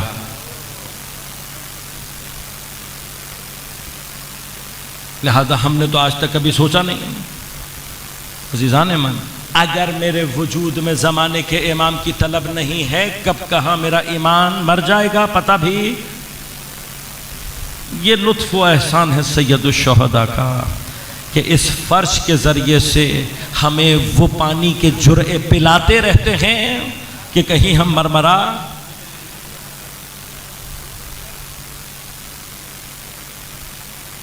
لہذا اب اگر سمجھ میں آیا، کرنا ہے اپلائی، اور ٹائم اتنا ہے تو اب کوئی آئے گا نا پھر۔ اب اگر فرض کریں اتنی دیر میں، جتنی دیر میں آپ کا موبائل ایرر دے رہا ہے اور وقت نکل گیا تو آپ کہیں گے ایسے موبائل کا ہی گلا گھونٹ دوں میں، اس کے ایرر کی وجہ سے میری زندگی تباہ ہو۔ لہٰذا اس چیز سے بچنے کے لیے ضروری ہے، جو چیز ہمارے اندر اس کو ڈیٹیکٹ کرنے کی صلاحیت نہیں ہے، جو ڈیوائس ہم اپنے اور اس کے درمیان میں رکھتے ہیں، ضروری ہے کہ اس میں ایرر، یہ ضروری ہے کہ اس میں ایرر نہ آئے۔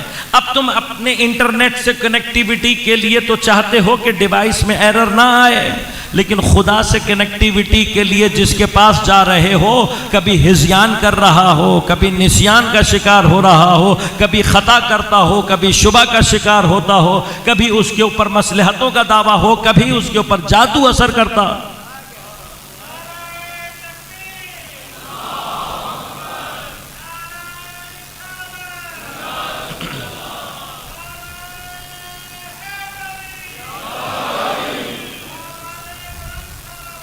اللہم صلی اللہ علیہ وسلم۔ ایک 5-10 منٹ آپ کی اجازت سے زیادہ لے سکتا ہوں؟ معذرت، صرف بات کو مکمل کرنا چاہ رہا ہوں تاکہ بات آج کہیں نتیجے تک پہنچ۔ لہذا عزیزان من، اب آپ کو اور ہمیں نہیں پتہ لگے گا اس کے بغیر۔ اسی طرح سے خدا کو جس چیز نے ڈیٹیکٹ کرنا ہے وہ کیا ہے؟ بیسیکلی ہمارا قلب۔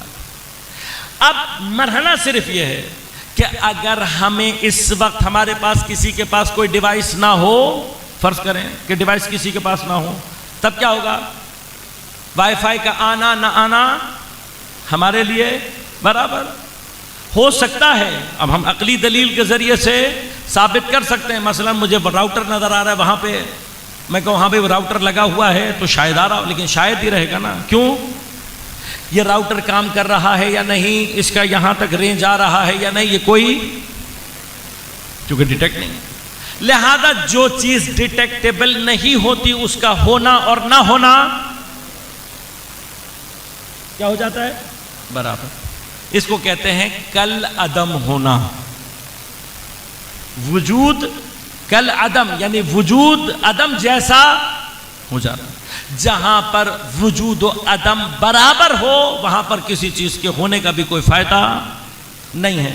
لہذا اس سوال کو اگر آپ آسان سمجھ رہے ہیں تو آسان نہیں ہے، بلکہ وہ جو پوچھنا چاہ رہا ہے وہ یہ ہے، یا علی آپ اندیکھے خدا کی عبادت کرتے ہیں؟ یعنی اگر آپ کا خدا انڈیٹیکٹیبل ہے تو اگر ہے بھی تو کوئی فائدہ،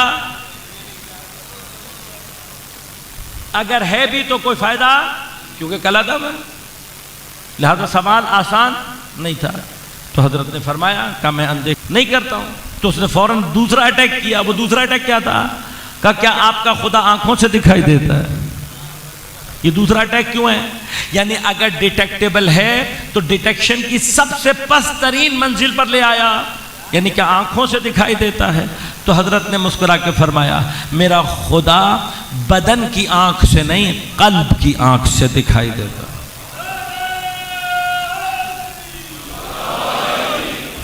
واحد ڈیٹیکٹر آف انفینٹی کون ہے؟ قلب۔ اب سوال یہ پیدا ہوتا ہے کہ یہ قلب جو اس انفینٹی کو ڈیٹیکٹ کر کے خدا کے لیے اس مقام تک پہنچے گا، اس کا معنی کیا ہوا؟ کہ ہم خدا کو ڈیٹیکٹ کرنے کے مرحلے میں علم الیقین کے مرحلے سے نکل کر عین الیقین کے مرحلے میں جا سکتے ہیں، لیکن وہاں پر عین الیقین سے مراد کیا ہوگی؟ کہ ہمارا قلب خدا کو ڈیٹیکٹ کر سکے۔ اب مشکل صرف یہ ہے کہ ہمارے پاس کوئی ایسا ڈیٹیکٹر نہیں ہے، کوئی ایسی چیز نہیں ہے جو خدا کو ڈیٹیکٹ کر سکے۔ اس مرحلے کے لیے اللہ نے جس کو رکھا ہوا ہے وہ ہے جو خدا کی نسبت حق الیقین کے مرحلے میں ہوتا ہے۔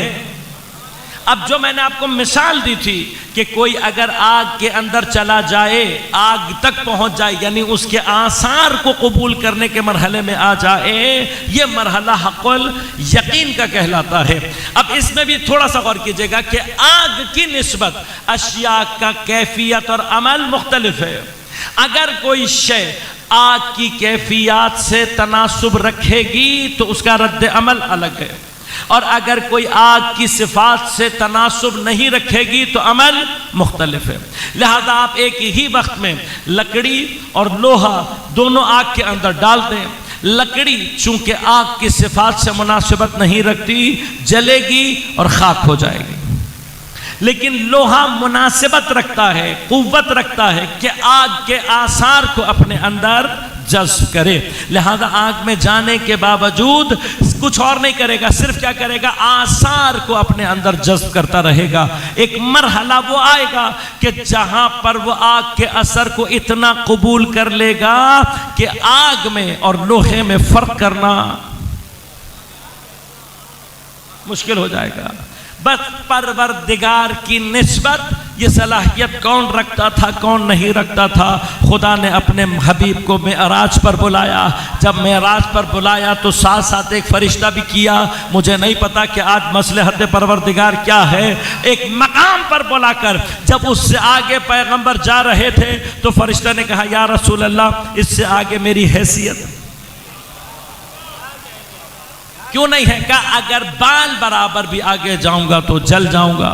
تو میں جناب جبرائیل سے کہتا ہوں یا جناب جبرائیل آپ تو نورانی مخلوق ہیں، جلنے جلانے کا کام آپ سے کیا ہے؟ تو شاید جواب یہ آئے گا اس سے آگے تقرب کی وہ منازل شروع ہو رہی ہیں، نور کی وہ شدت شروع ہو رہی ہے کہ میں نورانی ہو کر بھی اس شدت کو تحمل، لہذا بال برابر بھی اگر آگے جاؤں گا تو جل جاؤں گا۔ تو اب ہمیں یہاں سمجھ میں آ گیا جب فرشتہ حضرت جبرائیل جیسا مقرب ہو کر تقرب کے ایک مراحل پر آگے بڑھنے کی صلاحیت نہیں رکھتا تو ہم جیسے گناہگاروں کی کیا حیثیت ہے؟ لہذا لیکن ضروری تھا کوئی حق الیقین کی منزل پر ہو تاکہ وہ جو جہل کی منزل پر ہیں ان کا ہاتھ پکڑ کر انہیں علم الیقین کے راستے سے آگے بڑھاتا ہوا کم از کم عین الیقین کے مرحلے تک لے کر آئے۔ لہٰذا میرے حبیب آگے بڑھ گئے۔ اب آگے بڑھ کر کیا ہوا؟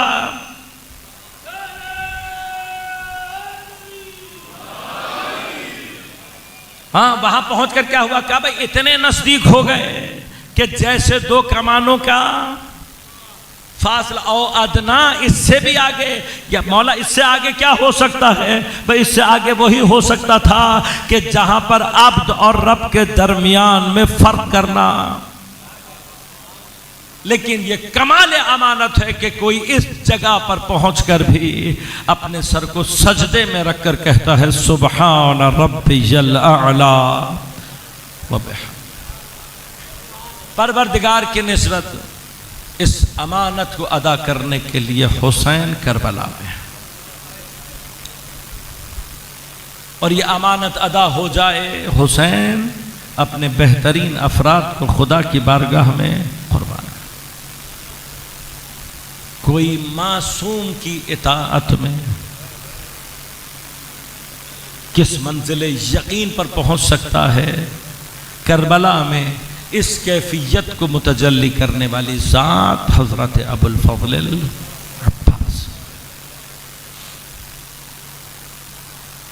مظہر اطاعت معصوم ہے، لہذا خود معصوم گواہی دے رہے ہیں السلام علیکہ ایہا العبد الصالح المطیع للہ ولرسولہ ولامیر المؤمنین والحسن والحسین علیہم السلام۔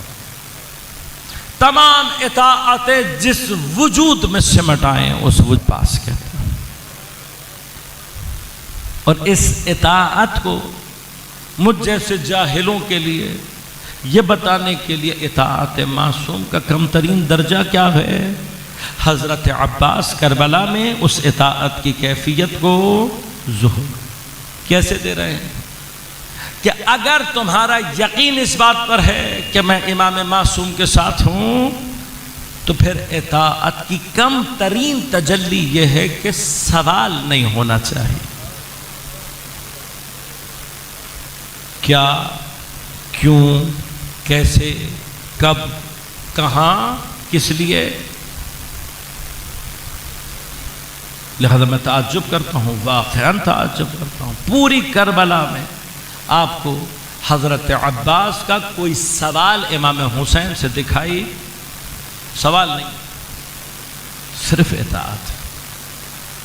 یہ بات کہہ دینا شاید آسان ہے، کچھ مراحل ایسے ہیں جناب عباس کے لیے کہ جس کو درک کرنا آسان نہیں، اور ان میں سے ایک مقام یہ ہے کہ جب 7 محرم کو عمر 7 کے لشکر میں سے ایک چھوٹا سا لشکر اسلحے سے لیس ہو کر آیا ہے، کیا پیغام لے کر آیا ہے؟ کہ جی ہمیں حکم ملا ہے کہ خیموں کو دریا سے ہٹا دیا جائے،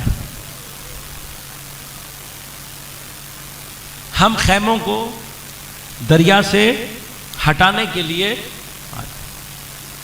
بس جب یہ اطلاع ملی نا حضرت عباس کو کہ یہ آئے ہیں خیموں کو دریا سے ہٹانے کے لیے، تو فرمایا علی کے شیر کے چہرے پر جلالت حیدریہ کے آثار نمودار،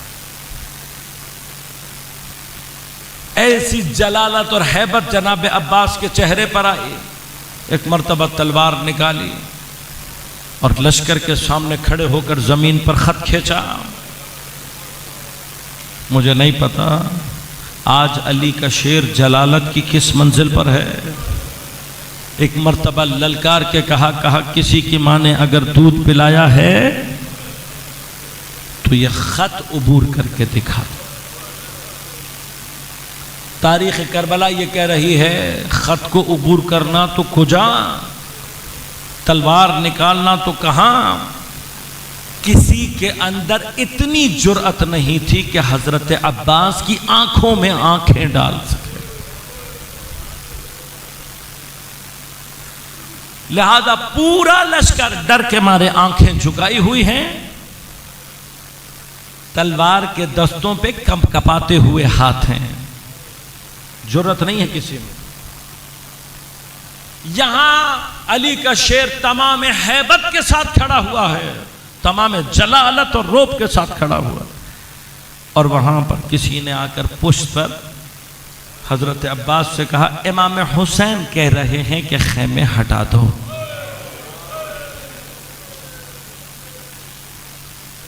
کچھ دیر کے لیے تصور کریں، عباس کسے کہتے ہیں؟ بس جیسے ہی سنا نا کہ مولا نے کہا ہے، ایک مرتبہ سر کو جھکایا، تلوار کو نیام میں رکھا، پلٹے ہیں، خیموں کی پہلی تناب کھولنے والے خود حضرت عباس۔ عزیزوں یہ کہنا آسان ہے، اس منزل سے گزرنا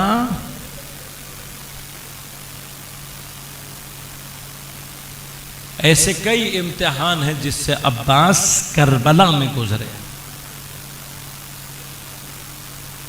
لہذا ایک کیفیت قلب یہ ہے، کیونکہ امام حسین کے بعد اگر اس میدان میں کوئی عاشق شہادت ہے تو جناب عباس، کہ شاید صبح جب موقع ملے گا تو میں شہادت کی منزل تک جلدی پہنچ جاؤں گا، اپنے آپ کو اپنے مولا پر سب سے پہلے فدا کر دوں گا۔ لیکن صبح سے ظہر ہو گئی، ایک ایک صحابی کا جنازہ لا کر گنج شہداء میں رکھ رہے ہیں، سوال کوئی نہیں، اصحاب ختم ہو گئے، انصار ختم ہو گئے، اب صرف بنو ہاشم بچے ہیں۔ اور کبھی تاریخ پڑھ کر دیکھیے گا، اس وقت کربلا میں بنی ہاشم کے جتنے تقریباً افراد موجود ہیں یہ سب حضرت عباس سے عمر میں کم ہیں، انہیں حضرت عباس نے اپنی آغوش میں پالا ہے، ان سب کو حضرت عباس نے تربیت دی ہے، شاگرد ہیں سب حضرت عباس کے۔ لیکن کیا ہوا، ایک مرحلہ امتحان اور شروع ہو گیا، جن کو عباس نے اپنی آغوش میں پالا ہے ایک ایک کر کے لا کر لاشیں ان کے گنج شہیدہ میں رکھ رہے ہیں، کبھی عباس کا لاشا لا رہے ہیں، کبھی قاسم کے ٹکڑے اٹھا کر لا رہے ہیں، کبھی اون محمد کے جنازے، حتیٰ اپنے 3 اور بھائی ہیں کہ جن کے جنازے لا کر رکھ دیے گنج شہداء میں، مگر سوال کوئی نہیں۔ وہ ایک مقام ہے کہ جب سب ختم ہو گئے تب بھی سوال کوئی نہیں۔ راوی کہتے آئے ہیں اور چپ چاپ امام حسین کی خدمت میں سر جھکا کر کھڑے ہو گئے۔ امام جانتے ہیں، ایک مرتبہ قیافے پر نظر ڈالی، آنکھوں میں اشک آ گئے۔ امام فرماتے ہیں عباس تم سے تو اہل حرم کو آس ہے، عباس تم تو بچوں کی ڈھارس ہو، عباس تم میری قوت بازو ہو۔ بس پھر ایک جملہ کہا ہے حضرت نے، کہا عباس تم تو میرے لشکر کے علمدار ہو۔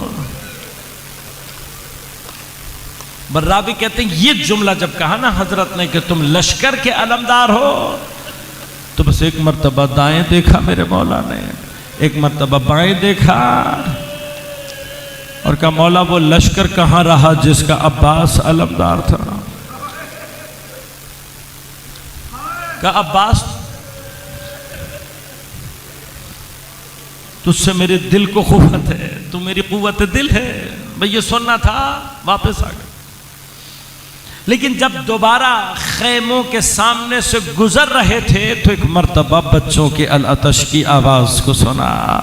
خدا جانے اس قدر دردناک آواز العطش ہے کہ ایک مرتبہ حضرت نے خیمے کا پردہ ہٹا کر دیکھا کہ بچے شدت پیاس سے کچھ ایسے ہیں جو خشک مشکیزیں پیٹ پہ لگا رہے ہیں، کچھ ایسے ہیں جو زمین میں ذرا سی نمی محسوس کر کے اپنے رخسار زمین پر رکھ رہے ہیں کہ شاید کوئی نمی کا احساس ہو جائے۔ بھئی یہ کیفیت نہیں دیکھی گئی۔ ایک مرتبہ جناب سکینہ کو آواز دی، شہزادی آئی، ایک مرتبہ خشک مشکیزے کو علم سے باندھا، علم اور مشکیزہ ایک ہاتھ میں لیا، دوسری آغوش میں جناب سکینہ کو گود میں لیا، اور دوبارہ چلتے ہوئے امام حسین کے پاس آ کر کھڑے ہو گئے۔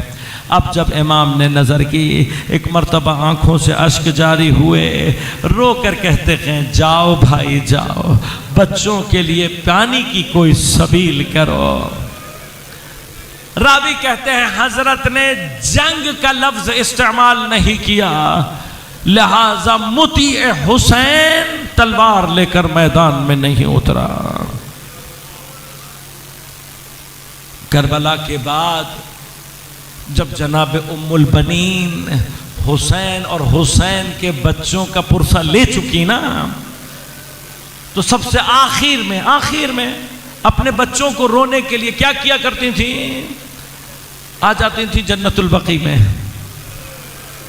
اور زمین پر 4 نشان کھینچ کر ان کے پاس بیٹھ جاتی تھیں. کبھی اپنے عباس کو یاد کرتی تھیں، کبھی اپنے عبداللہ کو یاد کرتی تھیں، کبھی اپنے عثمان کو یاد کرتی تھیں، نام لے لے کر روتی تھی بی بی. لیکن کبھی کبھار ایک شعر کہتی تھی حضرت عباس کے بارے میں، اور ان کے شعر کا مطلب یہ تھا: میرے شیر تجھے تلوار کی اجازت نہیں ملی،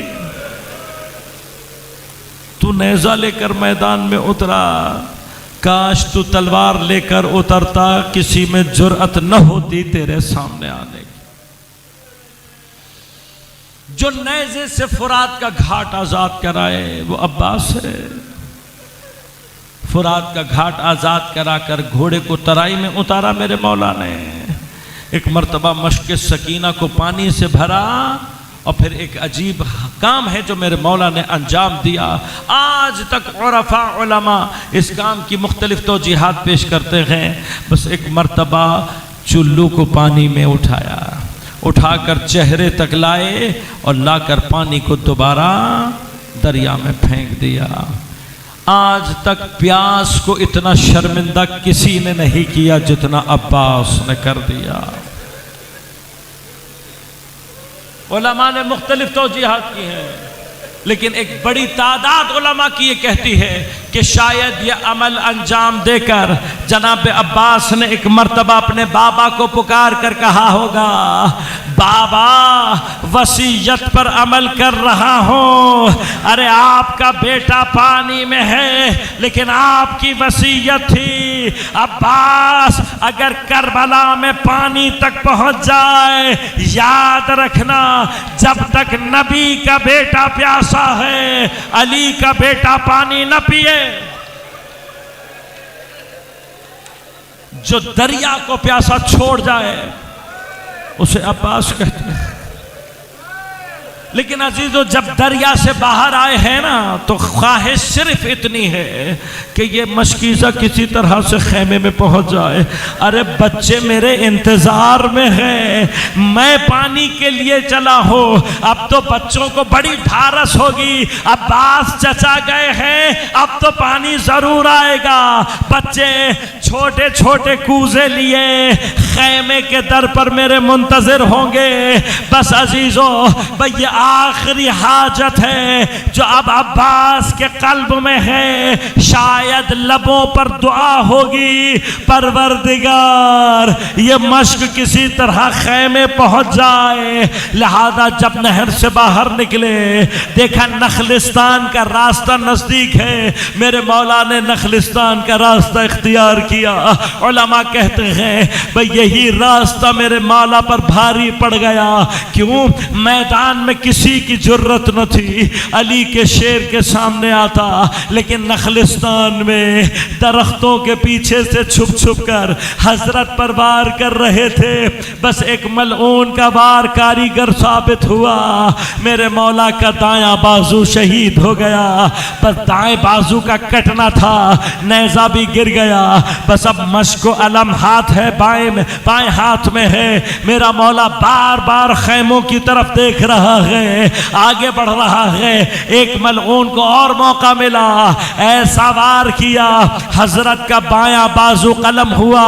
بس عزیزو اس سے پہلے کہ علم گر کر شہید ہو میرے مولا نے ایک مرتبہ مشک کے تسمے کو اپنے دانتوں میں دبا لیا.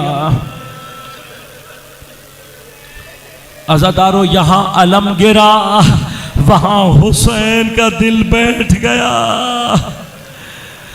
ایک مرتبہ حضرت آگے کی جانب بڑھے اور ایک مرتبہ نخلستان سے باہر نکل کر میدان میں وارد ہوئے. راوی کہتا ہے علی کا شیر میدان میں اس کیفیت میں وارد ہوا، دونوں بازو کٹے ہوئے تھے، مشک دانتوں میں دبائی ہوئی تھی، نگاہ خیمے پر تھی، بس یہ مشک کسی طرح سے پہنچ جائے۔ بس جب مشک کو دیکھا کہ جناب عباس خیمے کی طرف جانا چاہتے ہیں، ایک مرتبہ شمر نے چیخ کر کہا خبردار مشک نہ پہنچنے پائے، اگر حسین نے پانی پی لیا تم میں سے کوئی زندہ بلامت جا نہیں سکے گا۔ بس عزادارو جیسے ہی یہ آواز لگی نا، ایک بڑی تعداد کمانداروں کی چلوں میں تیروں کو جوڑا گیا، اتنے تیر حضرت کی طرف پھینکے گئے، تاریخ کہتی ہے گویا کربلا میں تیروں کی بارش ہو رہی تھی۔ اب جو میرے مولا نے تیروں کو دیکھا، بے دست ہے علی کا شیر، وہ کچھ اور تو نہ کر سکا، ایک مرتبہ اپنے آپ کو گھوڑے کے اوپر جھکا دیا، اپنے سینے کو مشک سکینہ کی ڈھال بنا دیا۔ ارے جتنے تیر آ رہے تھے میرے مولا کی پشت میں پیوست ہوتے جا رہے تھے۔ راوی کہتا ہے جب میں نے مقتل کی طرف نگاہ کی، مجھے حضرت کا بدن دکھائی نہیں دے رہا تھا، بس تیر ہی تیر دکھائی دے رہے، صرف تیر دکھائی دے رہے ہیں۔ کہا لیکن جب تک مشک میں پانی تھا، عباس خیمے کی طرف جا رہے تھے، بس کسی ملعون نے ایک مرتبہ ایسا تاک کے تیر مارا، مشک سکینہ میں آ کر لگا، مشک دو پارہ ہوئی، پانی نہیں بہا، عباس کے دل کا خون بہ گیا، عباس کے دل کا خون کا جیسے ہی مشک پارہ ہوئی، عباس نے خیموں کی طرف جانے کا ارادہ ترک کر دیا، گویا اب عباس خیموں میں جانا ہی نہیں چاہتے تھے۔ شاید یہ سوچ رہے ہوں گے ارے سکینہ کو کیا منہ دکھاؤں گا، حسین کے بچے کوزے لیے میرے منتظر ہوں گے۔ بس عزیز و اسی عالم میں تھے جب ملعون نے آگے بڑھ کر حضرت کے سر اقدس پر گرز مارا، گرز کا لگنا تھا، میرے مولا کی پیشانی دو پارہ ہو گئی، علی کا شیر ذوالجناح کی پشت پر ٹھہر نہ سکا۔ بس عزیزو اب جو میرا مولا پشت ذوالجناح سے زمین پر گرا ہے تو گرتا ہوا انسان اپنے ہاتھوں کا سہارا لیتا ہے، لیکن جس کے دونوں بازو قطع تھے پشت کے بل گرے، پورے وزن سے گرے، پشت کے سارے تیر بدن کے آر پار ہو گئے۔ بس اس منزل پر آواز دے کر کہا علیک بری السلام یا ابا عبداللہ۔ راوی کہتا ہے اس آواز کا آنا تھا، حسین کمر تھام کے کربلا کی زمین پر بیٹھے رو کر کہتے ہیں الانا انکسر ظہری، اب حسین کی کمر ٹوٹ گئی۔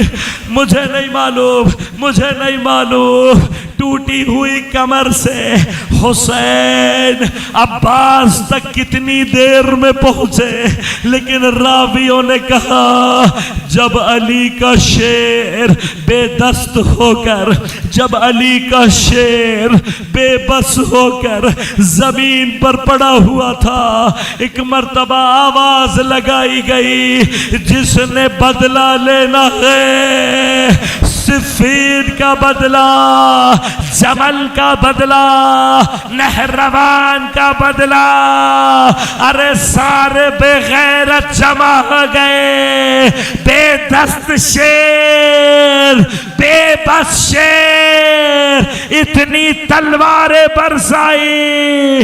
جب حسین اپنے بھائی کے لاشے پر پہنچے، عباس کی لاش کی کیفیت کو دیکھا، ارے جس حسین نے اپنے علی اکبر کا لاشا اٹھایا، جو قاسم کے ٹکڑے لے آیا، جس نے علی اصغر کو اٹھا لیا، ارے اپنے عباس کو اٹھا نہ سکے۔